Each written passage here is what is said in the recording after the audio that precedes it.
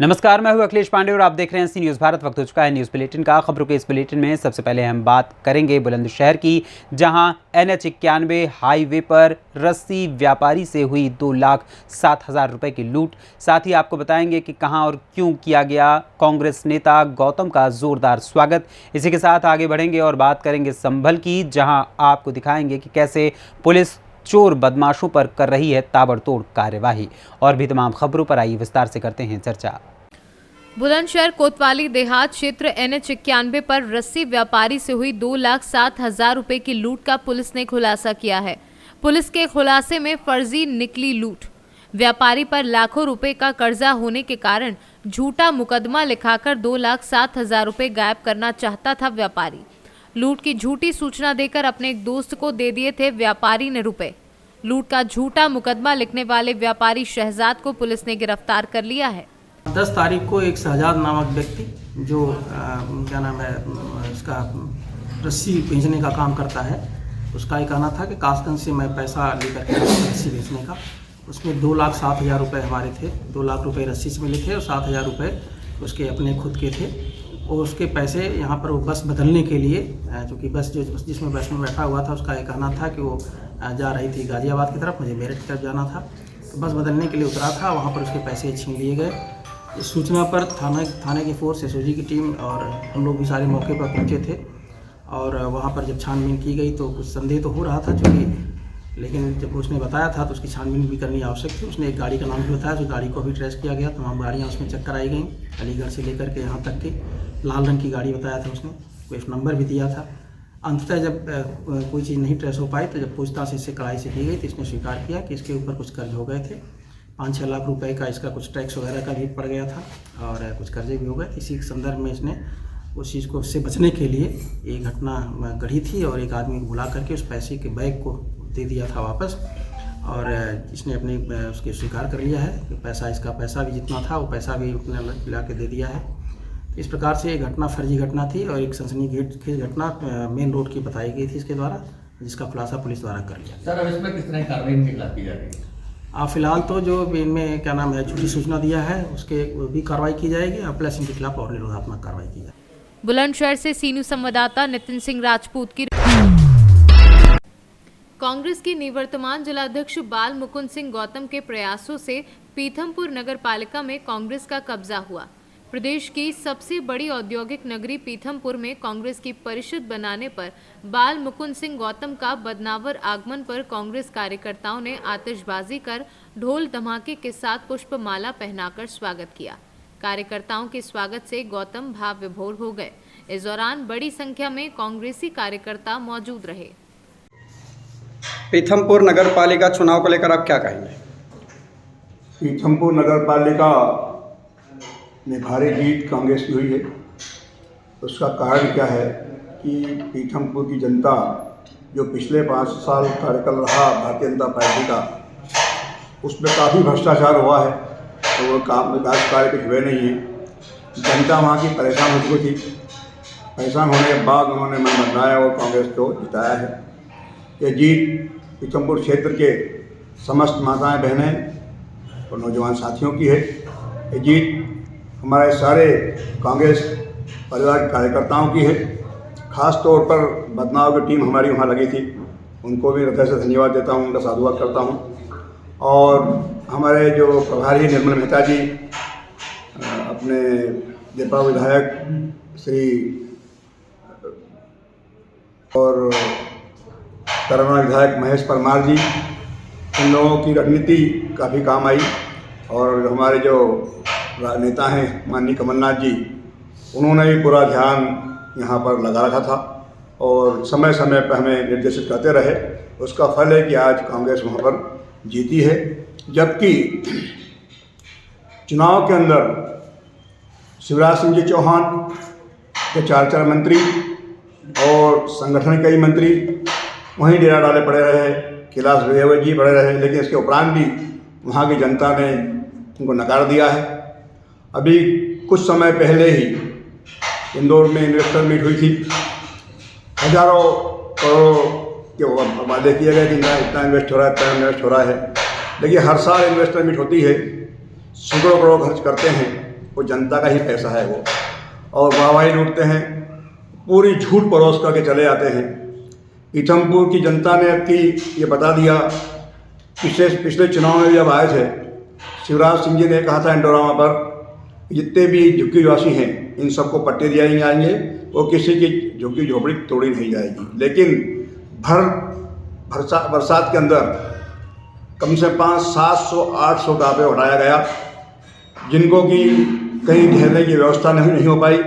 हमारे कांग्रेस के लोगों ने उनकी मदद भी की, लेकिन हम जब भी आते हैं झूठ परोसते आते हैं, तो पीथमपुर की जनता समझ चुकी है कि शिवराजनामा केवल झूठ परोसता है। उसका उन्होंने प्रतिफल दे भी दिया भारतीय जनता पार्टी को और कांग्रेस को जिताया है। मैं आभारी हूँ पीथमपुर क्षेत्र की जनता का, माताओं का, बहनों का, और हमारे कांग्रेस परिवार के सदस्यों का, और हमारे जो बदनाम से जो आए हैं हम सबका। धार से सीनू संवाददाता महेश पाटीदार की रिपोर्ट। उत्तर प्रदेश राज्य का एक फतेहपुर जिला है जो पवित्र 2 बड़ी नदियां गंगा यमुना के मध्य द्वाबा में स्थित है, जो प्रयागराज मंडल का हिस्सा है, जिसका मुख्यालय फतेहपुर है। फतेहपुर जिले में स्थित कई ऐसे स्थान हैं जिनका उल्लेख पुराणों में मिलता है। उनमें से एक सिद्धपीठ ताम्बेश्वर महादेव का मंदिर है, जो डाक बंगला के पास जेल रोड पर स्थित है। यहाँ पर प्रतिदिन श्रद्धालुओं की भीड़ देखने को मिलती है, लेकिन महाशिवरात्रि के दिन यहाँ लाखों की संख्या में श्रद्धालु दर्शन व अभिषेक के लिए आते हैं। इस दिन यहाँ बहुत बड़ा मेला लगता है। मंदिर के पश्चिम दिशा में जेल है, जिसका मुख्य द्वार पूर्व दिशा यानी कि मंदिर की तरफ था। ऐसी मान्यता है कि जिस कैदी को फांसी की सजा सुनाई गई हो तो उसे ताम्बेश्वर बाबा के दर्शन मात्र से कैदी की सजा माफ हो जाती थी।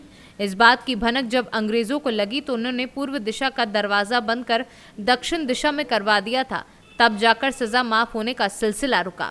ऐसी तमाम कहानियां और किंवदंतियां जो लोगों की आस्था और विश्वास को और अधिक मजबूत कर रही हैं। मैं शुभम त्रिपाठी, एक फतेहपुर का निवासी हूँ। जी जी, आप यहाँ मंदिर में क्या पुजारी हैं? नहीं, मैं मंदिर में यहाँ का नैतिक आने वाला डेली का शुभ भक्त हूँ। जी जी, सुबह शाम आके बाबा के दर्शन करता हूँ। जी। और यहाँ की महिमा ऐसी है, बाबा की महिमा, कि यहाँ नित्य प्रतिदिन आने वाला व्यक्ति कभी न कभी निराश नहीं होता। बाबा की ऐसी महिमा है, हमेशा खुश रहता है, संपन्न रहता है। जी, यहाँ कहाँ से लोग आते हैं? यहाँ पर कब यहाँ जो है मेला लगता है? जैसे यहाँ पर आपको मैं बता दूँ, फतेहपुर का प्राचीन मंदिर है और यहाँ पर बहुत दूर दूर से लोग आते हैं। यहाँ पर विशेष चीज़ क्या है कि यहाँ का जो पहले का दरवाज़ा था वो आपकी दक्षिण दिशा में था, और वहाँ की मान्यता थी कि जेल से निकलने वाला कैदी अगर ताम्बेश्वर बाबा की जय बोलता था तो उसको कभी भी फांसी नहीं होती थी। यहाँ का जो प्राचीन इतिहास है। दूसरा क्या है, यहाँ पे भी आप देखेंगे जो बाबा की शिवलिंग है, उसमें तलवार से अकबर ने प्रहार किया था, मूर्ति को खंडित करने का प्रयास किया था।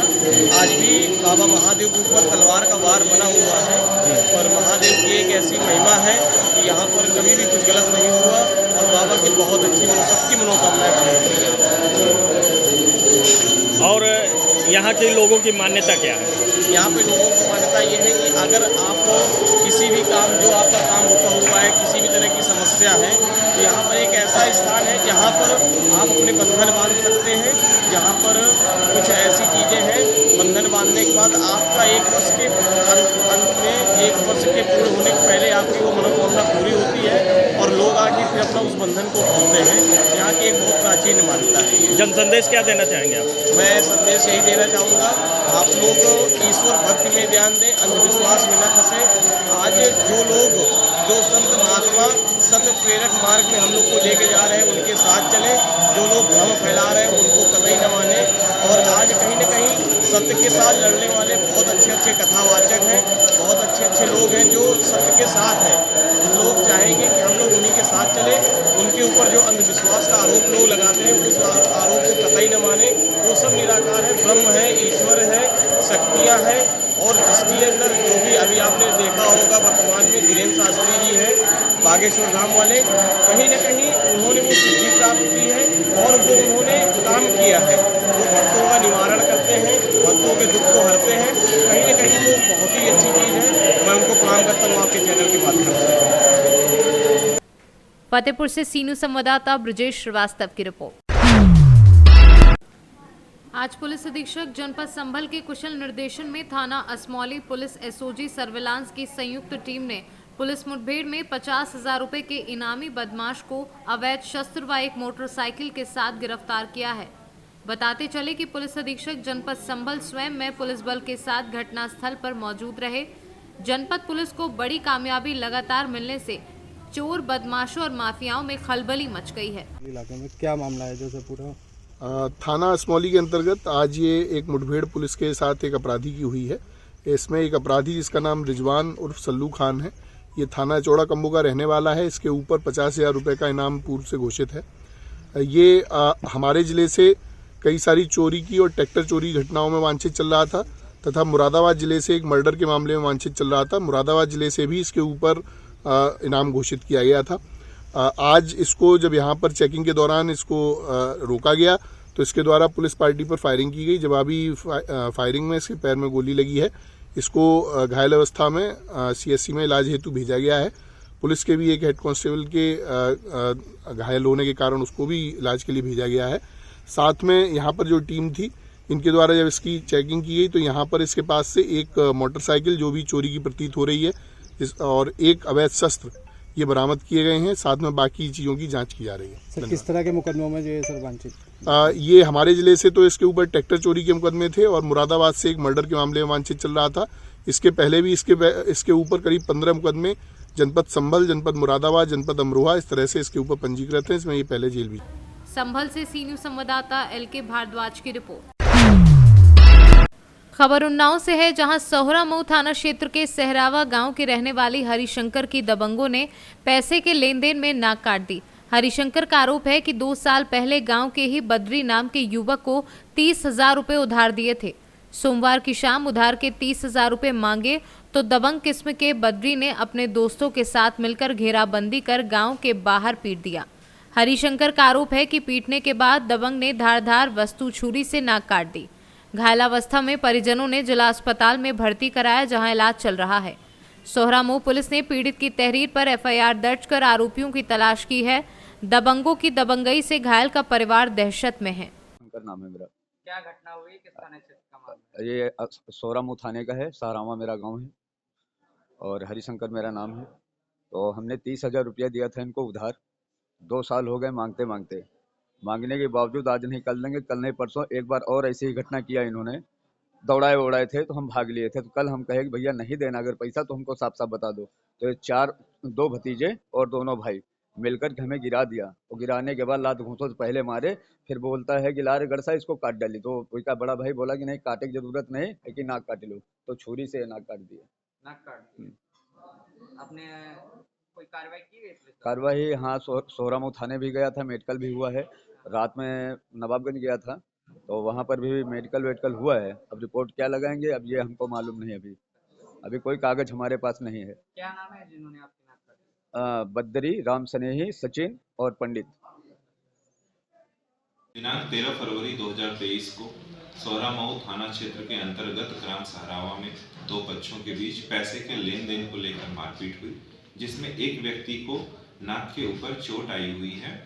इसमें थाना सोहरामऊ में मुकदमा संख्या 19/23 SC/ST अधिनियम के तहत पंजीकृत किया जा चुका है, जिसमें विधिक कार्यवाही की जा रही है। उन्नाव से सी न्यूज संवाददाता अजय कुमार की रिपोर्ट। फिलहाल के लिए इस न्यूज़ बुलेटिन में बस इतना ही। देश दुनिया की तमाम खबरों के लिए देखते रहें सी न्यूज़ भारत। हर खबर आपके साथ, आपके हाथ।